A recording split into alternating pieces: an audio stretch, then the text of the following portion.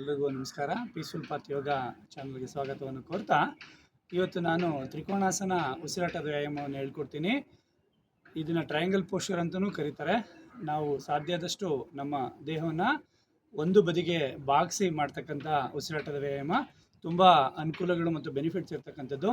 ಇದು ಮಾಡೋದ್ರಿಂದ ನಮ್ಮ ಕಾಲುಗಳು ಸದೃಢ ಆಗ್ತದೆ.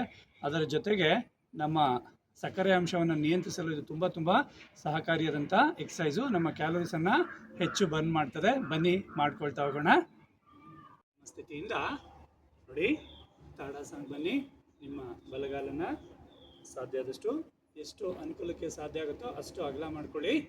ನಿಮ್ಮ ಎರಡೂ ಕೈಗಳನ್ನು ಮೇಲೆತ್ತಬೇಕು. ನೋಡಿ, ಇನ್ಹೇಲ್ ಮಾಡ್ಕೊಳ್ತಾ ದೀರ್ಘವಾಗಿ ಉಸಿರನ್ನು ಪಡ್ಕೊಳ್ಬೇಕು.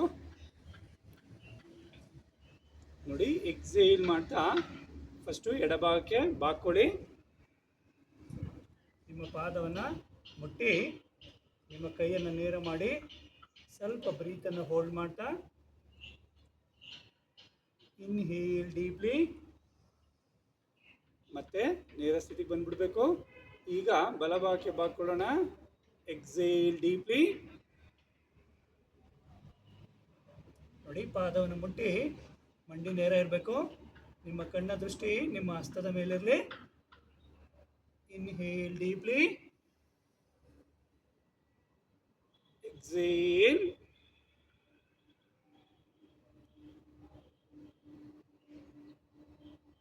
Inhale,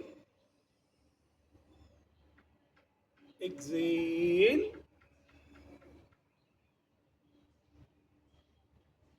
inhale, exhale, inhale, exhale,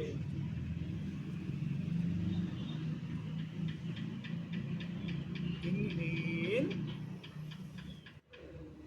ಹೀಗೆ ದಿನಕ್ಕೆ 10 ಬಾರಿ ಎರಡು ಕಡೆ ತ್ರಿಕೋಣಾಸನವನ್ನು ಮಾಡ್ಕೊಳ್ಳೋದ್ರ ಮುಖೇನ ನಮ್ಮ ದೇಹದ ಕೊಲೆಸ್ಟ್ರಾಲನ್ನು ಬರ್ನ್ ಮಾಡೋಣ ಮತ್ತು ಕ್ಯಾಲೋರೀಸನ್ನು ಬೇಗ ಬರ್ನ್ ಮಾಡೋಣ ಅಂತ ಹೇಳ್ತಾ ಎಲ್ರಿಗೂ ಧನ್ಯವಾದ.